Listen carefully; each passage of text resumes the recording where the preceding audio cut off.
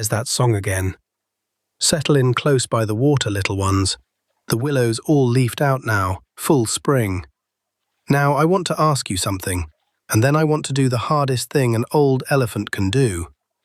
I want to keep my mouth shut and let somebody else figure it out. The question is this: when you love someone, is it kinder to hand them the answer, or to step back and let them reach it themselves? Now, this happened on a warm, green afternoon, the kind where the whole creek smells like new grass. We were all just sitting, lazy and glad, and then a gentle leaf shuffle came up the path. Soft cloth, a little creak of leather, and somebody we don't see near often enough stepped in. Listen. You kept the pond just the way I remember it. Good. A pond like this is worth coming back for. And, well, would you look at that? Bramble's back, the wandering teller of tales from out past the Borderlands, who comes and goes like the weather. The little ones lit up, and so, of course, did I, because Bramble never comes empty-handed. And down the bank crashed Bongo, the bear cub, with his usual cheerful crash, nearly into the pond. He said, "Bramble, you're back! Did you bring a story? Please tell me you brought a story. I have been so ready for a story. I practiced my listening face all winter." And in zipped Zippy the hummingbird, 3 places at once, already mid-thought. A story? Wait. I just had 7 ideas about how to listen faster. What if I take notes? What if I take notes in the air, with my wings, super quick, and we save time? And up, out of the creek, scrambled Rex the river otter, dripping and delighted, like he'd been waiting his whole short life for exactly this. He gasped, "A travelling tale teller, from a place none of us have ever seen?" Okay, hold on. This is, for real, my new favourite thing. Bramble, do you do voices? You don't have to do voices, but it would be amazing if you did the voices. I do one voice. This one, it served me fine across a lot of country. That's a great voice, though.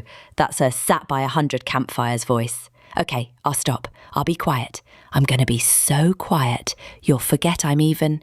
Ooh, is that your bindle? What's in the bindle? Roads, mostly. You'll have to settle for the story. Now, I'll be honest with you, little ones. The second Bramble sat down, I knew what was coming. A story with no bow on it. Bramble tells the tale, and he leaves the meaning lying right there in the grass for you to pick up yourself. And me? I love to pick things up for people. It is my favourite and my worst habit. This'll be good. Old Timber, sitting on his hands. A whole story, and he won't get to land it at the end. I've waited a long time to see that. Wise old, well, young Shelley. Sharp as ever. She wasn't wrong. So I folded my hands, and Bramble began.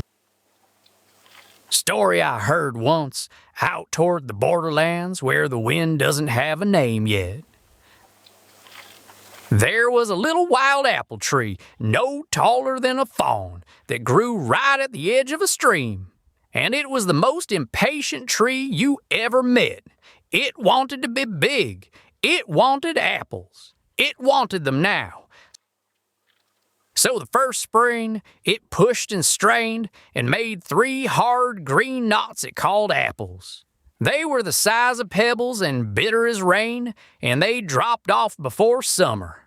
The little tree was so cross it nearly pulled its own roots up to go find better dirt somewhere else. But it didn't. It stayed. It dug its roots down toward the stream instead of away. And it let the seasons come, green, then gold, then bare, then green again. 3 whole years of them, and here's the thing nobody saw. Even in the bare cold seasons when it had no leaves at all and looked for all the world like a dead stick, it never stopped drinking from the stream right beside it. It stopped pushing. It just drank and waited for its turn. And on the fourth spring, without straining at all, it was suddenly heavy and red all over with the sweetest apples in the whole valley. So many that the birds moved in, and the foxes came to nap in its shade, and not one of them ever knew it had once wanted to quit. That's how the tale went anyway. And then Bramble did the thing he always does. He stopped, and he waited.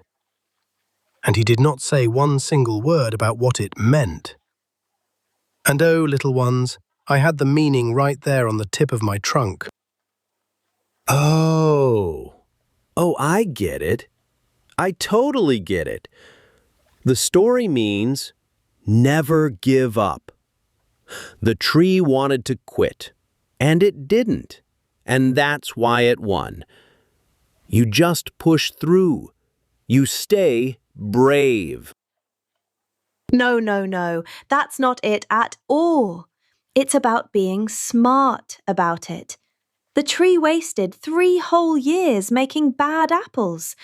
If it had just done it the clever, fast way, better dirt, more sun, a little ladder of sticks, boom, apples in half the time. The moral is, work smarter, not slower. Aw, but you're both missing the best part. It's about friends. The birds came and the foxes came and everybody was so happy. The moral is, if you're sweet enough, everybody comes to be near you and nobody's ever sad again. Right? Right? Rex, be sweet and everyone comes is not a moral, it's a smell. That's how you describe a muffin. Okay, but be brave and push through is definitely the moral, because that's the moral of everything. That's the moral of breakfast. It's about being brave. It's about speed.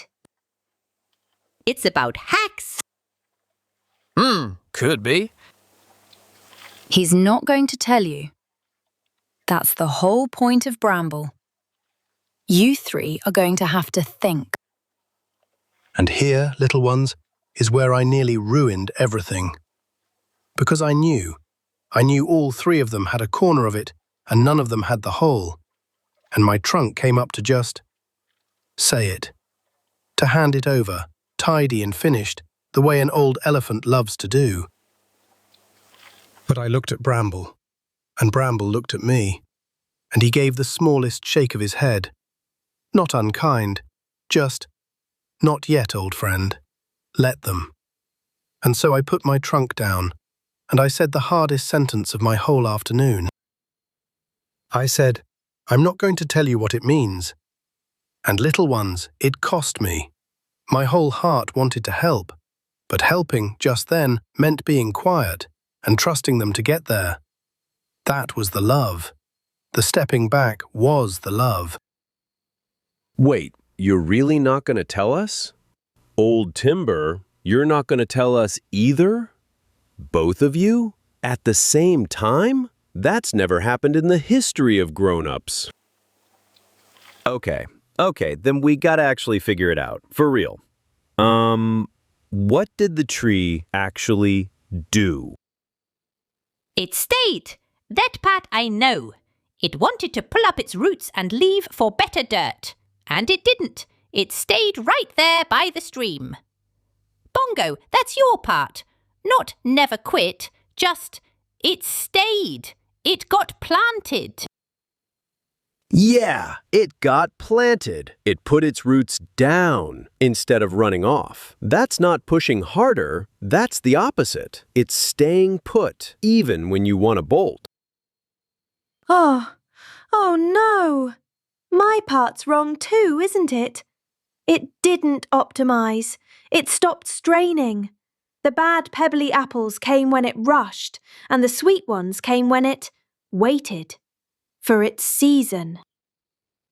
Some things don't have a fast setting. The apples came in their own time, and you can't hurry the time.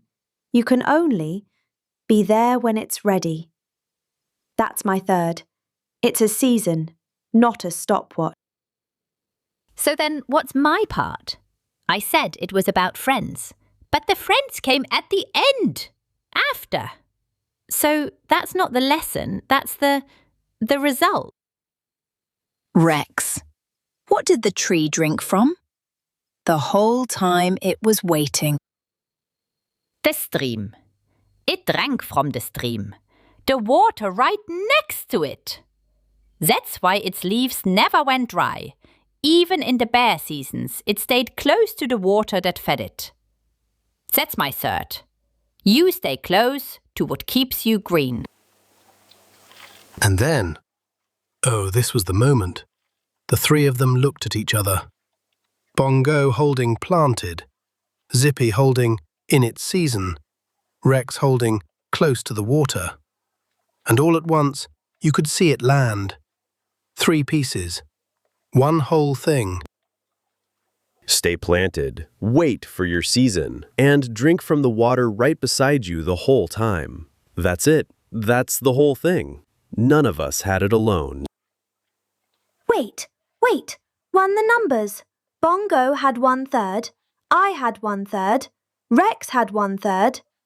That's a whole. That's exactly a whole. And nobody had more than a piece.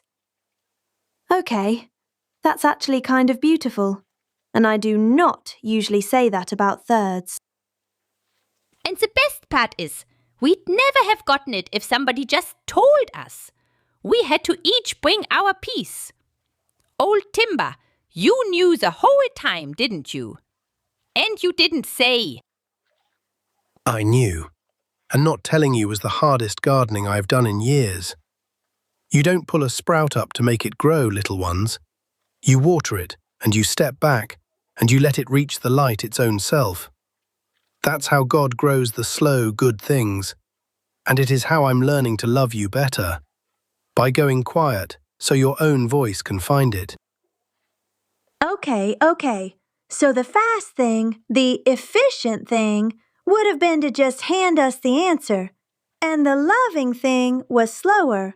Huh. I really gotta build a slow setting one of these days. You got there. I just carry the stories. Where they land is your business, not mine. I'll get there. I always do. And so it turns out Willin' Apple took the tree 4 springs, took old Timber 1 afternoon of biting his tongue. Now, Bramble's apple tree put me in mind of a line I love from the Bible. It's in the very first Psalm, the book of Psalms, chapter 1, verse 3. King David is describing a person whose life goes well and deep and lasting. And do you know what he compares them to? Not a fast thing, not a loud thing, a tree. A tree planted by the water, staying put, waiting for its season, drinking from the stream right beside it. 3 things Bongo and Zippy and Rex just figured out on their own. Here's how the Bible says it. And he shall be like a tree planted by the rivers of water, that bringeth forth his fruit in his season. His leaf also shall not wither, and whatsoever he doeth shall prosper. Planted, in its season, by the water. The fruit comes when it comes, and the leaf stays green because the tree never wandered off from the stream. That's the slow, good way God grows things, and us right along with them. And nobody had to be told. You just have to stay and wait, and stay close to what keeps you green. Until the next breeze brings us together, my friends. Grow gently out there, little ones, and when you love someone, sometimes the kindest thing is to go quiet and let them reach it themselves. And from his lecture branch swooped Professor Hoot, the most certain owl in Shiloh Creek. He cleared his throat and announced, Professor Hoot here, with a fact that is completely true. Since young Rex was dripping all over the story today, a fact about the river otter. An otter's whiskers can feel a fish moving in muddy water, even when its eyes can see nothing at all. Those whiskers are so sensitive they pick up the tiny swirls a fish leaves behind in the water. There is a word for whiskers like that, the brissai. What does that mean? It simply means feeler whiskers, special touch hairs that read the water the way your fingertips read a wall in the dark. So when the muddy water is far too cloudy to see through, the otter does not panic. It closes its useless eyes, and it sees with its whiskers, by touch. A fact, true and tested. Good evening. And there, on a flat, wet stone, sat the Mud Puppy Brothers. Splish, Splash, and Splosh. 3 frogs with one very important announcement. Splosh cleared his throat. Today on Mud Puppy Minutes, we will explain why you sneeze. You know the one. Simple. You sneeze because your nose is sitting you down. A sneeze is your nose saying, "That is quite enough out of you. Be quiet now." Achoo! That means sit down. And also, a bit of dust or tickle gets up your nose and your body goes, out, out, and shoves it back out with one big fast puff of air. Achoo! That's the sneeze. Wait, that sounded almost like a real reason. Oh, no. That can't be right. That's too sensible. No, you sneeze because there is a tiny mouse who lives in your nose. And when he gets bored, he jumps on the trampoline. Achoo! Is the trampoline going boing? And also, that's why you close your eyes when you sneeze, so you don't see the little mouse. He's shy. Don't look at him. Wait, is it actually just your nose puffing a tickle back out, like Splash said? Nah. Mud puppies, we have solved it. You sneeze because of the little nose mouse on his trampoline. Boing, achoo! Don't peek. Let me set it right before you wander off, little ones. You sneeze when a bit of dust or a tickle gets up your nose, and your body clears it out with one quick big puff of air. Achoo!